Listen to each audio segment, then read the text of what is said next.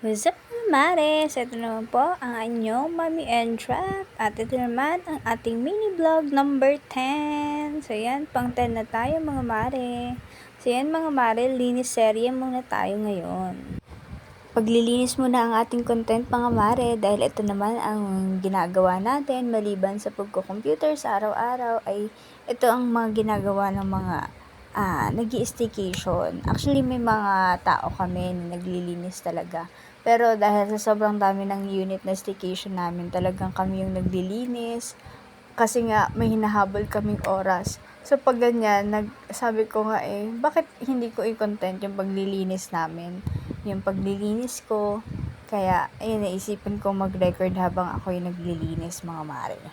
Alam niyo ba mga mare na matagal yung paglilinis namin? Kahit maliit lang siya na kondo ay matagal siya sa paglilinis kasi hindi po pwedeng may maiiwang alikabok, may maiiwang buhok, kaya kailangan talaga pulido yung paglilinis ng mga tao namin. Siyempre, yung paglilinis ko is example yun ng dapat ganun din yung linis nila. Kaya, ayun, minomonitor ko sila bukod dun sa ako mismo yung naglilinis ng ibang unit. Kasi, ang check-in time is 1 p.m. and 2 p.m. Tapos, ang check-out naman is normally 12 p.m. to 11 a.m. Kaya kailangan naka-ready na yung mga units namin na yung iba ay 1 p.m. yung naka-schedule na check-in time, yung iba naman 2 p.m. So, before 1 p.m. or before 2 p.m. kailangan naka-ready na siya.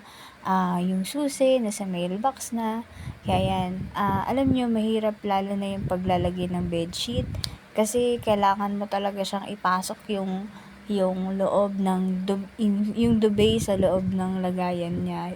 Doon yung pinakamahirap sa pagsiset ng ganyan na staycation. Pero pag sanay ka naman na ay parang sisiw na lang naman na sa inyo. Normally kasi itong size ng unit na to is 2G yan. So more or less nasa 30 to 32 square meter siya.